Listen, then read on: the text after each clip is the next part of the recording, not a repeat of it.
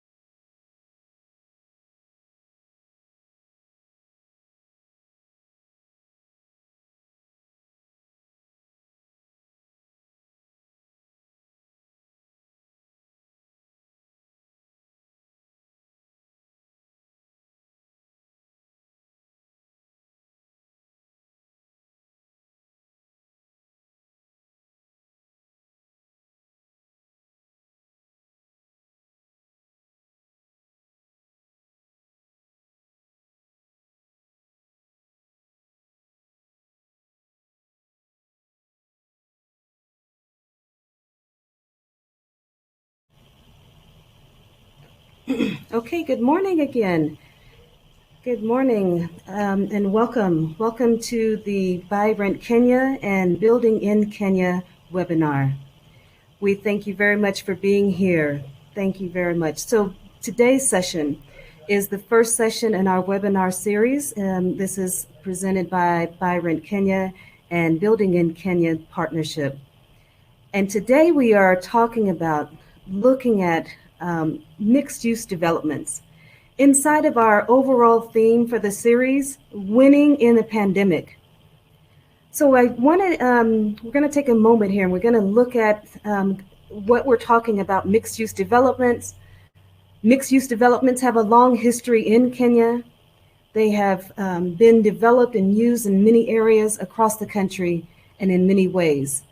We've seen them in the Parklands area, we've seen them in Pipeline, and even the Great Rift Valley is an example in using of hospitality. And the prevalence over the last 4 to 5 years has kind of really increased, and we've seen a growth spurt of mixed-use developments. We've seen them around. We've seen Two Rivers, Tattoo City, Garden City, Freedom Heights, Alma and Ruaka coming up, Tattoo City, Thika Greens, Talisi, Miga, even English Point Marina in Mombasa, and of course, Konza City. Now, 15 months into this pandemic, we are living and working in new ways. And this pandemic is calling all of us to think about the styles in which we work together, where we live, what's the intersection between those, and is there a confluence between how we work and live? And it's starting to change preferences in the market. Preferences that are driven by demand and on the supply side. that are impacting the ways that we see design, the ways that we think about how we present properties, the way that we actually do our work, all of us here as professionals in the built environment sector. And that's what we're here to discuss today. Are mixed use developments the strategy that professionals in the built environment should take on and putting their focus on in the future? Actually, what is this future for mixed use developments? What needs to be improved in mixed use developments for them to flourish, for them to thrive, for them to have the performance outcomes that as investors, both on the supply and demand side, are looking for? And so we're talking about how to win in a pandemic. And we're here to explore that conversation with the professionals that are here as panelists this morning. So I want to let you know the hashtags that we're using today and invite you to engage both in the Twitter sphere and here as well. You're welcome to put comments in the chat button. And so the hashtags that we're using: winning during a pandemic, mixed developments, are the future of real estate. So again, welcome. My name is Robyn Emerson. I'm the co-author of Building in Kenya. I'm the president of Women in Real Estate, and I'm an urban planner. And I'm excited to have on here a panel of professionals in the built environment, and we're going to hear from them today. I'm just going to do a brief introduction of them. We have Jayesh Chavda from TRV Properties. Jayesh, you'll just wave. Thank you. Wonderful. And then we have Esther Karegi, who is with Laser Property Services. Thank you, Esther. And then Wilson Mugambi of the Architectural Association of Kenya's president. So first, let me just take a moment and frame what are we talking about here when we're talking about mixed use developments. And so that we're all on the same page and really starting to look at, okay, if that's what we're talking about, then what is this in a Kenyan context here in Nairobi when we have so many dynamics that affect the real estate sector and planning overall? So in a sense, mixed use development is, mixed use zoning are the planning of that says where the different uses of building uses are going to take place. So we're talking about where is the residential, where is the commercial, the institutional, the cultural uses, that they're all in one space and that they have a symbiotic nature to them where they work in harmony with each other. And, these mixed use developments, they can be a project themselves. They can be an entire development, if you will, and they are done by private developers, or they may be done by government, or some combination of the two. And so what we're looking at today is mixed use developments here in the Kenyan context. So I want to ask first of all, I want to ask Jayesh, I want to turn to you, Jayesh. Tell me, we're 1 year into the pandemic. People are starting to look at different purposes, if you will, for the real estate. And they're starting to think we have our family, we're working at home. And do I need to make a 1 hour journey to and from a workplace? My children are also possibly at home. Jayesh, tell me, in your view, is there a market shifting towards mixed use developments? Please, Jayesh. Well, Jayesh, I think you're still mute. If you can. Hello, can you hear me now, Liz? Yes, we can. Thank you. Sorry about that. Good morning, guys, everyone. Yes, Robyn, to answer your question, yes, we do see a big shift in the market change towards mixed-use developments because, as you mentioned, people do not want to travel far away. People work from home these days as well. So yes, there is a big shift of market change towards mixed-use development, and I think it is something that the future is going to be as well. We're adapting to a bit of the Western way of being around the same estate as well and being around your locality. So you don't have to worry about traveling far, especially fuel prices going up, XYZ, having commodities around you as well, makes it easier to be working from around the area that you would reside as well. So correct that, if that answers your question. Okay. Well, thank you, Jayesh. So let me ask Esther. Esther, I know you work with developers, and I know developers are, it's a business, and they're looking for that return on their investments, right? Their return on, the money that they're putting in, and everything else. And we have seen that, they are having a certain performance level that is, we're noting that that performance level is higher than a single use, if you will. And so I just want to hear from you. Are developers seeing the juju beans, if you will? Are they looking and seeing, aha, there may be something here? And are you seeing a pivot to this and responding to Jayesh saying that, yes, there's a market interest there? Just Esther, maybe you can let us know what you're seeing from your end. Yes, I do agree with you, Robyn, and I also agree with Jayesh. The market is moving towards that direction, and developers are excited about this kind of returns. Looking at the numbers, the researches that have been done, yes, for sure, the mixed-use developments are able to give a higher return, a much higher return than the single-use developments. But for a developer, it goes beyond just the return, especially looking at the developers I have worked closely with. There's so much more to it because they're looking at, they have to develop something that the market requires, the things that the market is looking for. Because when you do that, then you sell in the shortest time possible. They're looking at what's the best and highest possible return in terms of sale price and in terms of also rental. Because as a developer, as you sell, there's a possibility you may have to be left with a few to rent out as you're waiting for the market to autocorrect at some point in case the market has a problem. So yes, developers are looking at it, but in a more holistic way. It's beyond just returns. It's a case of looking at sustainability. It's a case of looking at risks. How do I spread the risks?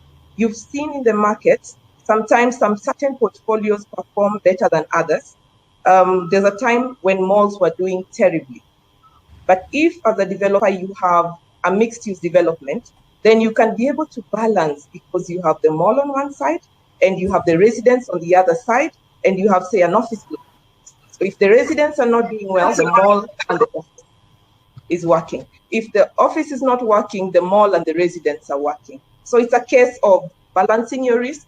It's a case of looking at the best and highest return, both short-term and long-term, as far as rental is concerned. Thank you. Okay, wonderful. Yes, wonderful. Great. Thank you very much. Wilson, we're seeing kind of a mixed bag over these years that I've talked about, the recent contemporary times of mixed use development. We've seen a mixed bag of their success. Some of them maybe taking longer to flourish or to be completed. And so, as someone who designs projects, as someone who oversees such projects, what's your sense, Wilson, of the challenges that need to be addressed for these mixed-use developments to actually flourish? What's your sense of that? Thank you very much, Robyn. First and foremost, I think the number one sort of element that needs to be sorted out when it comes to design and even planning this kind of developments is the planning and zoning of the respective area that's going to have this kind of project.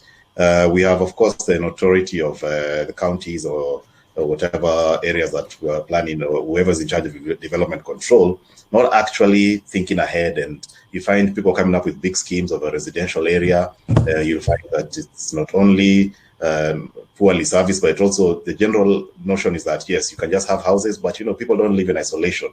People need amenities. People need to have a shop. They need to have a butchery. They need to have even an M-Pesa shop. Such a small thing, but it's relevant. So the planning element needs to factor in the lifestyle of people, and you can't just have a residential area without having a commercial zone within. So there's an element in it in terms of planning. Second, which I think is one of the biggest things that developers face, is the infrastructure challenge. Because yes, you'll get a nice parcel of land, the location is good, but what do you face? Poor roads. You don't have water, you don't have sewer, even electricity is another connection issue. So we need to have an infrastructure plan along with the planning elements of zoning and subdivision, because it's not just about cutting a piece of land into plots. You also need to think about how they are well serviced. That's when you look at something, for instance, like Tatu City, they went from the bottom up, where you look at, let us service these parcels. Thereby, anyone plugging in will just have to connect to their respective infrastructure elements. And that's one thing which I think mixed urban developments lack, or rather face in terms of a challenge. Finally, I think when you think of the element of the mixed urban developments, what do they bring together? A lot of people. It basically creates a cosmopolitan zone. And one of the key things I think we need to think about is greening them, because let's not just talk about sustainability in terms of, yes, the building can be green and all that. Let's also provide open space. Let's make it attractive. Let's have a place whereby if I'm going to shop with my family, I know the kids can be playing somewhere. And at the same time, someone else can have a business meeting. Let it not just be, I walk in, I shop, I'm out. Let's make it as conducive and as natural to the overall flow of human activity. Yes, that's what I would like to say. Thanks.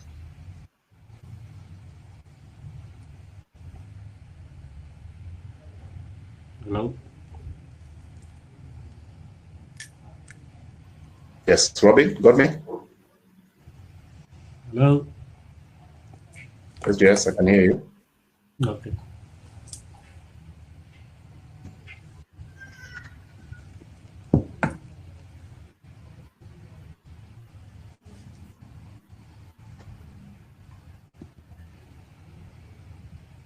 Esther, I think your mic is still on mute. We can't hear you. Esther, we can't hear you. Oh, sorry, there I go. I'm saying I like your point, Wilson, where you're talking about infrastructure and looking at planning zones and planning guidelines. I look at estates like Buruburu that were initially designed to be mixed-use developments with a commercial area, schools, and housing. And today you look at Buruburu and it's a sad state, because people have put in more units than were designed to be there, which puts a strain on the infrastructure. Robin, over to you. Wonderful. Apologies for that. Thank you very much for continuing. Thank you, Wilson. I did get those notes, and I actually did want to hear from Jayesh also. Jayesh, when people are out there looking for, you're with the market and people are looking at these mixed-use developments, and given what Wilson mentioned are the items and so forth, what are they finding? What's the gap, if you will? If Wilson has kind of said this is what will enhance these, if it's green space, if it's the infrastructure, when people are out there looking at mixed developments, can you kind of give us some feedback on what people are finding, just so those of us in the room can know, what do we need to, what's the feedback out there? What is the market telling us about what's on offer? All right, so if we're looking at basically currently what's on offer, like we've pretty much seen a lot of estates such as for Miga estate or Parati Homes and all those guys basically. And also we've got areas like Two Rivers, Garden City as well, which has got commercial and shopping blocks and residential as well. However, I feel that, a lot of people want to live around the area where an estate can be much more bigger in our acreage outside Nairobi as well. But at the same time, when they are developing those, something like, for example, if you got the Migar or if it's developing something like that, what you need to consider and probably put into place as well, probably schooling has to be coming into place as well. If someone can actually think about, a developer needs to think about maybe having schooling around the area, maybe having shops, as Wilson had earlier mentioned, having small shops or retail outlets as well. Don't try to just keep on putting up shopping centers, because people might not be able to afford rents for the shopping center, and try to look at the area that actually are concentrating on as well. Let us understand the demographic of people living around the area. Now, if you're going to put up a shopping center outside Nairobi, the rental is not going to be able to give you a return of investment at the end of the day as well. So having a smaller structure for the retail side will accommodate the people living around the area as well, will help that sort of a state to grow as well.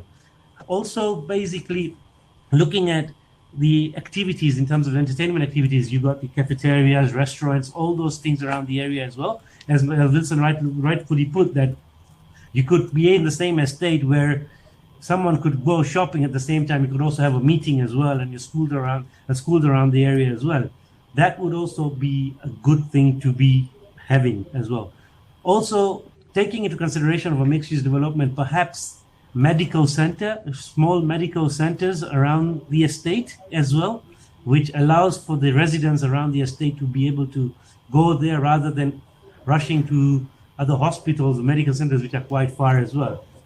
Infrastructure, of course, very important. Borehole, street lighting, all those things, roundabouts, all those things need to be in place so that it's maintained and it's taken care of in the right way as well. It's like we got the Tattoo City, which is currently like quite nicely done with the infrastructure as well. But having similar stuff for a state as well outside Nairobi to be able to be affordable for the local people as well, and for everyone not who's gonna want to spend so much money at the same time.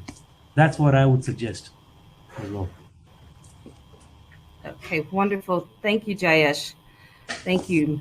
Thank you. And so, Esther, when you hear what it takes, if you will, to do such a development, we've heard the investment, the infrastructure investment, the building. I'm still here. If you can still hear me, I see my pictures drop, but I'm still with you. You can see what it takes.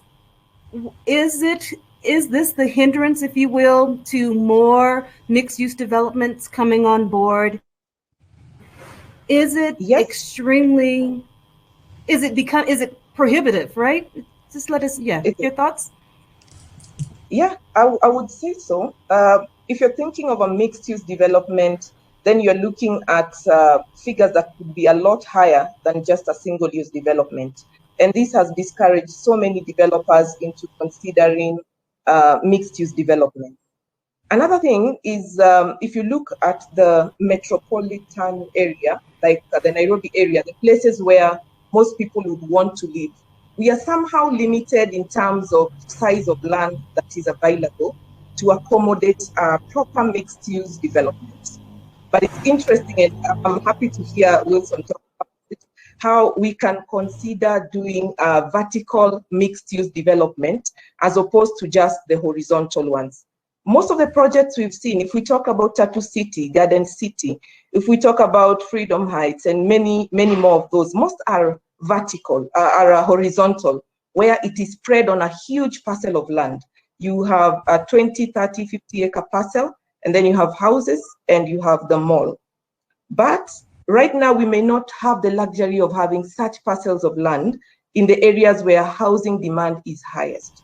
So maybe what we need to start thinking about is how can we do more vertical mixed-use development as opposed to developments that are stretched. And then looking at probably partnerships whereby the government can encourage people to come in to do mixed-use developments by offering land for free.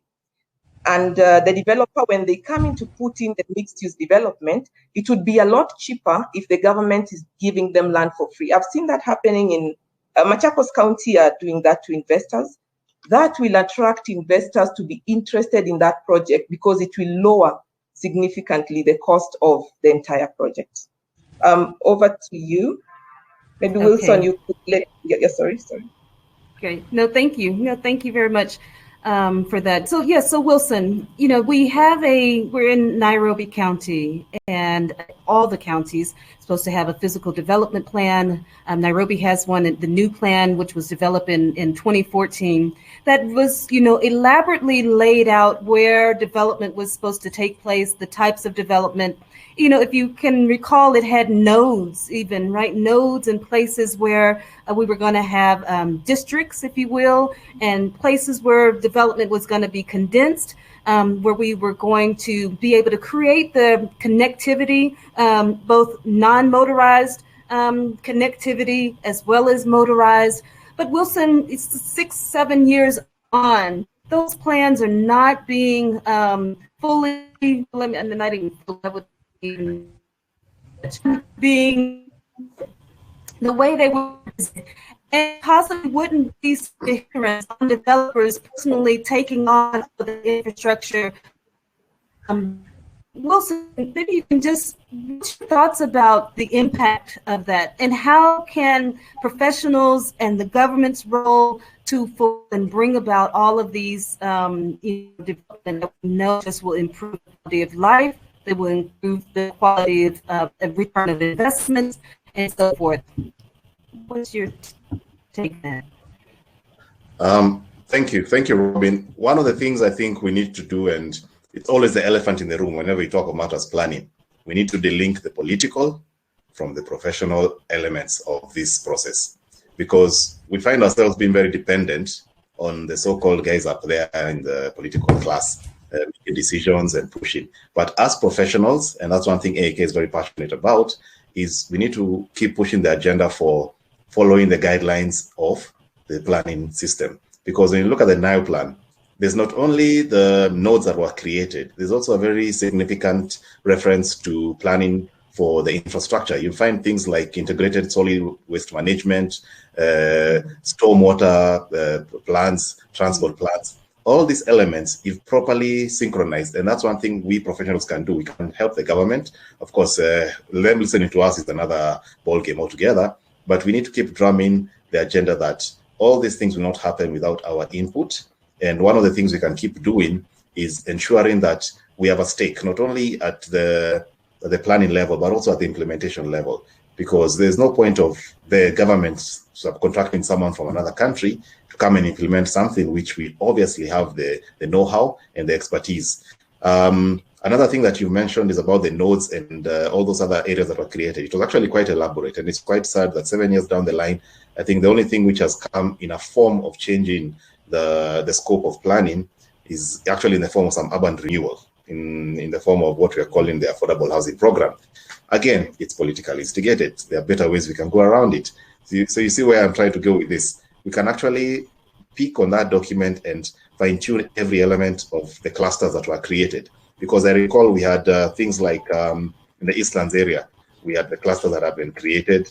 We also had, I'm trying to think of the other things that there was a detailed planning of sub-centers, you know, right, not just within the CBD, all the way outwards. Because one of the things you notice is that most people have adopted a lifestyle of moving out of the CBD. Why? Because commuting from anywhere, Nairobi, within the CBD, even if I move from Westland, say, to South Sea, it can easily take me 2 to 3 hours. And that's where you have the issue of transport. So all those things can actually be eliminated by professionals being more involved in the process and less dependent on the political class in terms of guiding and implementing the policy. Thank you. Okay, great. Thank you, Wilson. And I think everyone here, again, thank everybody for being here. We're up to 82 people. Again, hashtag winning during the pandemic, mixed use developments. One on here, as your professionals in the built environment, you are the advocates for this, what Wilson's talked about. We're asking you everyone to not see yourself as someone that's purely transactional. You have on the ground about what's happening, the impact of these projects and these. Please give voice back to the people, regulators, and even the professional bodies here. Please give your voice back. Okay, so I'm being told you can't hear me clearly. I apologize for that. I handed the question actually back to Esther. Hopefully you can hear this question. Esther, as you talked about in terms of some of these mixed-use developments, and many of them are predicated on anchor. We're seeing that sometimes their businesses fail. And then what happens to that project when it is so heavily reliant on an anchor? How do we cushion these developments? And even Mugambi had a challenge. A sports center that didn't come through on time, or the hospital. It's so heavily reliant on that we might not succeed. How do we push developments from that kind of risk?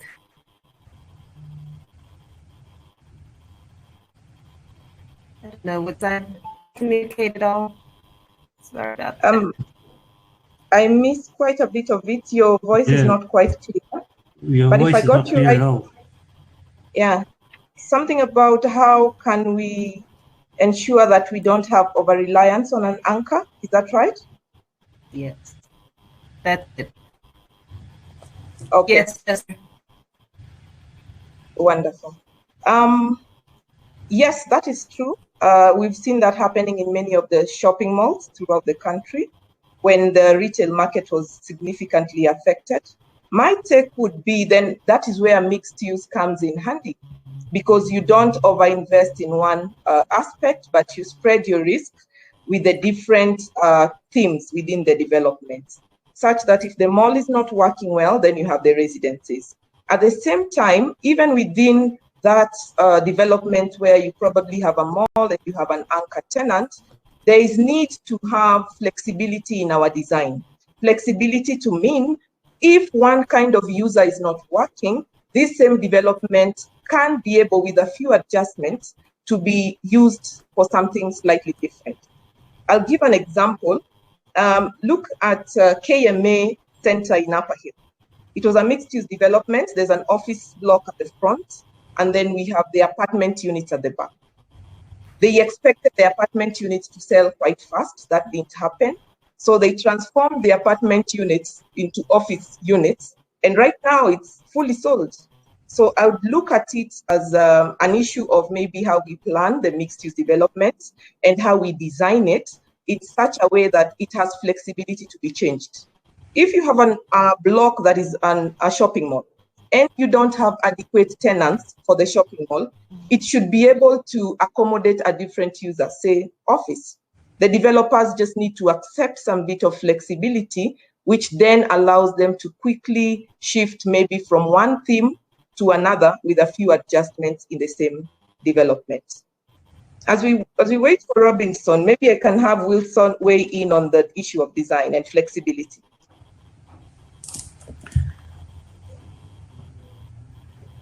Thank you. That's a very good point, Esther. The issue of flexibility is key because you mentioned people realize that in the middle of a project, they're not able to sell. And one of the key things is how flexible is your project. And that's where the professionals come in. They need to have a mind to think of, in case plan A does not work, what is our plan B, C, D, and E?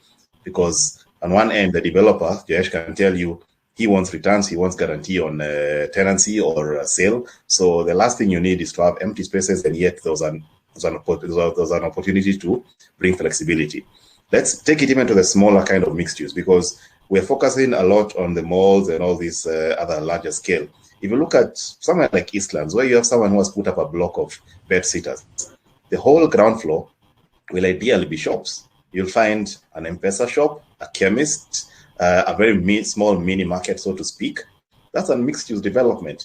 And that person is actually addressing the need of that area. And there's always a demand as to why people do it. You realize the so-called small-scale developers, we don't take them too seriously at times, but when you pick their minds, they really know how to study the market and know what is there. And now we need to translate that even to the larger scale, because don't expect a huge supermarket to come and, as Robyn was mentioning, you may not need an anchor tenant, but maybe you just need 3 other people to occupy that same space, and you end up even having bigger returns. So flexibility, I agree, is key, but also one of the things that I will advise anyone who's keen on these kind of developments, think outside the box and just think of that last person, that small user at the bottom, what they would want. So you realize with that kind of mindset, you're able to accommodate more people and guarantee better feedback or output for your project.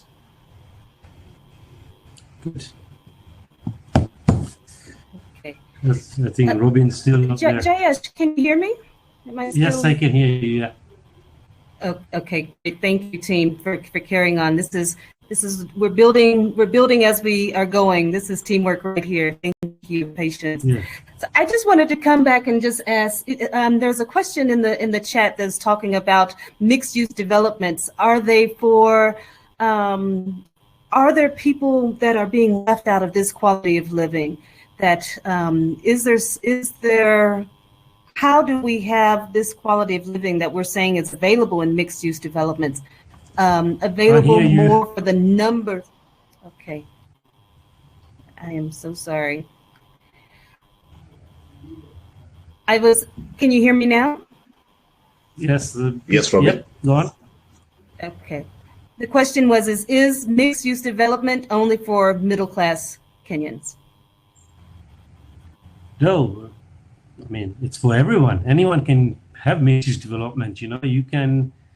Anyone can. If you look at something like Juja, when you're entering Juja town, for example, you still got the shops at the bottom and the residentials on the top, and it's closer to Jacquard University and all that as well. So it's for everyone and anyone. It's only basically understanding how you're going to design it and how you're going to actually implement it, so that even the developer's getting his return of investment at the same time. As Wilson said, it's all about thinking outside the box and making it possible. So I wouldn't say that is only for middle class. It is across the board, and it can be adapted for every other Kenyan at the same time. It's just trying to think outside the box and making it realistic as well. Even developers need to be smart in terms of the costing of their development as well. So having a understanding of the budget, and also concentrating to make sure that the project doesn't go out of proportion on the costing side, will assist in ensuring that it becomes possible to have that sort of development. Okay, great. Thank you, Jayesh. And can you tell me, on the ground, are we finding mixed-use development for all types of housing class? Sorry, can you repeat that, because I just didn't hear you at all? Yes, no problem. On the ground, are we finding mixed-use development? Yes, we do. Like, if you look at something like Parklands currently, like there's a lot of, if you look at a lot of places in Parklands, there are quite a few number of places that they have the shopping area at the bottom. They've got apartments on top, but just around it, they've also got a shopping center. They've got a grocery store as well. So yes, we are finding that they are on ground as well, and this can now also work. The same thing can work at the other places outside Nairobi town as well, and it's possible. Like recently, what I noticed is something like if you go to Keleshwa, in the roundabout currently, if you've noticed, there's a new petrol station which has got the shops as well around it, on 2-level, 3-level shops. It's got offices as well on top as well, and it's surrounded around residential area as well. So it's made it possible for something to be there for people to not leave and go far and be around the area. There's shops, there's residentials, and there's a petrol station as well. There's medical facilities as well. So they are on ground currently, yes. Maybe Okay. I could weigh in on that if you... Yes, please. Go ahead, Esther. Yes, go on, Esther. Mm-hmm. Yeah. Yes, I agree with Jayesh. The units are there. There are different mixed-use developments for low-end purchasers are there. And I'll just give you an example. One of the developers I work with is County Pension Fund, and they're doing several projects. They're starting to roll out a couple of mixed-use developments across the country. And this time round, and like Wilson said, it will not have a political angle to it. It's a private developer doing it, but the developer is called County Pension Fund, and they have a project coming up in Kisumu for as little as 2.5 million. And this project consists of shops, residents, and there's a school, there's residents, there's the shops, there's office. So you see, it's actually across the board. It's not really cut out strictly for the high end and the middle end. If you're talking about 2.5, then that is low end. And in that low end, then it's a mixed use project. And it's not just that one. There are several others in Komarok. Like I know a couple of projects in Komarok which have both residents and shopping facilities within the development below the 10 million mark. So yes, it's for everyone. Okay, great. Thank you, Esther. So I want to turn it to some questions. Is mixed use development, somebody's asking, a project suitable for a rural area? What are the, maybe I can ask you that, Wilson, what are the conditions, if you will, for mixed use development that makes it suitable or not suitable for a rural area? Actually, That question sort of asked us if there are no mixed-use development in rural areas. They're actually there. What you have in rural areas are those very small, remember the dukawalas you find along the road? You find that there's a small sort of town center which has been actually put up by one person, let's say Esther. She put up a very small center whereby someone is able to have a small shop. You can have a tailor. For me, all these things are demand driven.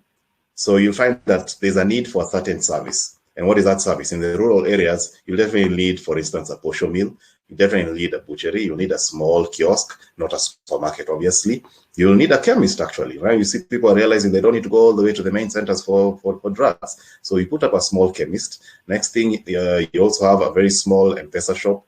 There's actually, all of it is demand driven and it is there, and rural areas have been doing it and they are fine tuning it. And it's up to us as professionals to guide them such that they're able to put up things which are actually appealing. Because yes, I'm traveling and most people will be like, there's no shop there. But if you have nice signage, decent parking, you'll find those things are there in the rural areas. You just need parking for 2-3 cars, not a whole parking for 100 or 200 vehicles. So as I mentioned, it's just mindset. The mindset is all we need to change, and you'll realize opportunities are there and the gap is there for us clear. Okay, great. Thank you. Someone has raised a point that without mixed-use development in current dense areas like Kilimani, Lavington, and Kileleshwa, we are finding mini malls that are popping up. One, it's very expensive to do a mixed-use development, but Kilimani, all of these areas are prime areas for mixed-use developments. But what we're finding is 1-story, 2-story mini malls, not the highest and best use of those plots. Maybe, Esther, what's the missed opportunity here for developers in not taking on a mixed use project in these areas which are prime for them? Thank you for that, Robyn. For most developers, not all, most developers, and especially the ones I've worked with, like local authorities, pension trust, before they venture into any environment, any development, a feasibility study must have been done to establish what is the demand for that area. So in some cases, it calls for a minimal as opposed to a mixed use that will have residents and the mall in the place. Why? Let me give you an example like Kilimani. Right now, we have an oversupply of apartment units in Kilimani. So even if you did a minimal on the ground floor and apartment units on top, it may not really add too much value to the apartment units because Kilimani already has quite a bit of shopping malls within it. So people don't really need that much proximity to a shopping mall in Kilimani. So it just goes with the feasibility that has been done and looking at what is it that particular market demands. And if that market demands for, say, a shopping mall, there is no need of you putting up shopping mall and office just for the sake of having a mixed use, yet there is no demand for the office. A mixed use comes in handy when there is adequate demand for the different themes that you want to put together. So unless we think of it slightly differently, as opposed to just having, thinking, how do we go higher on the 2-story building, thinking of it holistically as to what other theme can come into play other than residents. So that would be my take on that. Oh, great, thank you very much. And Jayesh, and when the market thinks of mixed use development, that word is used to describe a whole myriad of projects, I suspect. Mm-hmm. What, even somebody's asking here, when people think of mixed use, they just think Garden City, and that's it. How does the market, when they come to you, do they say, I want a mixed use development? Or do they say, I want this, I want that, and then you're able to bring them back to, well, that is a mixed use development, and here's what I have available. So I think what they're asking is what leads? Is it people looking for, I want a mixed use development? Are people leading and saying, I want this lifestyle? What can I find? Think that question can only be answered that mixed use development is not necessarily something on one block of land where we can have all the facilities of all the amenities required in terms of commercial, residential as well. It could also be an area as well, which can start getting developed basically. So you can actually have all aspects required to be able to surround the area and make it like an estate itself and have everything in it itself. You know, you could have a barrier, like just give you an example. Let's say we were looking at something like Rundar Estate or maybe Miga Estate, for example, right? Where you enter through one gate. But when we enter those places, we only see residential around it. However, if someone actually ends up putting up a bit of shopping area around it, schooling, maybe common ground, sporting facility as well, medical facility as well, then that area has become mixed-use development as well. So it's basically up to the person what sort of a lifestyle they do want as well. And that is why I would say strongly that the possibility of mixed-use development doesn't necessarily have to be eight acres of land or 50 acres of land. It can also be done in as small as 2 acres of land as well. Create your own estate and create your own harmony, create your own family, create your own sort of bond around each other and neighborhood that you can trust and live with and be around and feel secure. And that's, again, a mixed-use development as well. Over to you, Robyn. Yeah, great. Thank you. Thank you for that. So just want to raise in, somebody is, asking that in our developments, how are we taking into consideration, do you see any challenges for people that maybe have a physical challenges in any of the development? Do you see any advantages or disadvantages to people in those people with disadvantage, physical disabilities? Somebody is asking, are mixed developments, more friendly, if you will, in their development for people of our society? I don't know if you've noticed anything different about that. Just wanted to. I mean, my take is that it's somewhat is new, and so we would hope to think that inside of these developments they are starting to look at the connectivity of walkways, pavements, and so forth. That does allow for that and accommodate better for that. I don't know if anyone else has anything to add. That's okay. I can chime in, Robyn. Yeah, please. Thanks, Wilson. When you look at everyone who's physically challenged, there's more consideration now. In fact, you find like in Nairobi County, one of the things you actually need to factor in a commercial space is access for the physically challenged.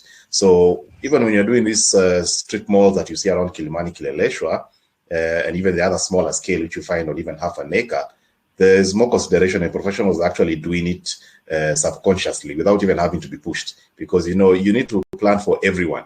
You cannot just plan for the able, so to speak. You need to be able to ensure that everyone who needs a service, regardless of their ability, they're able to access. So it's definitely something which is happening, and professionals are actually at the forefront of doing it. And it's good that one of the key things is that it's a requirement, but now it just needs to be something which happens without having to be suggested. It's just a norm right now, and I can see it being taken up quite a bit around the country. Great, thank you, Wilson. So we're coming to our closing parting shots on this webinar, and what I want to just come back and ask you to, if you would close with two things. We're talking about mixed use developments. We're talking about winning in a pandemic. We're talking about professionals in the built environment setting themselves up for success in this future of real estate. What would you say? How would you position yourself? What would you advise someone who's looking at developing either a niche market for their clients? If there's a developer who's looking at what is a niche product I can start to bring to the market, what do you want to leave people from this webinar with in their thinking about the winning in a pandemic and some more, if you want to point them to some more places to go and think about developing that winning strategy. So Wilson, I'm going to start back with you, and then come back around. Thank you, Robyn. I think for me, the parting shot will be, we need to be very cognizant of the market in the respective areas. Because if I look at someone planning a project in, say, a high-end area, Runda, Karen, Kilimani, Kitisuru, there's a certain sort of clientele, and there are certain elements or types of vendors who want to go to that kind of market. If I go all the way back to even Isinya, whereby you find many people are putting up homes, what kind of amenities will they need? It doesn't mean that they only want the Woolworths and whatnot. No, maybe there's another kind of approach to it, and that's all about planning and studying the market. I think we need to be very keen on studying the markets in our various developments, be it residential, commercial, and recreational. And in terms of mixed use, that brings all of those together, because a mixed use may have just houses and shops, another will only have offices and shops, another will have all of them, homes, offices, shops, God knows. So that element of ensuring that we are addressing the market need and just doing that due diligence, which is something I keep advising my clients. We need to do due diligence on our projects. That's one thing which I think we need to do. Even our own residential projects. If I'm doing my home, you also need to have a little bit of due diligence. Why build houses with 6, 7 bedrooms, and you know you'll be living alone there with your wife after 10 years or so. So a bit of due diligence in planning is what we need to do. And that's what I'll leave as a parting shot. Thank you.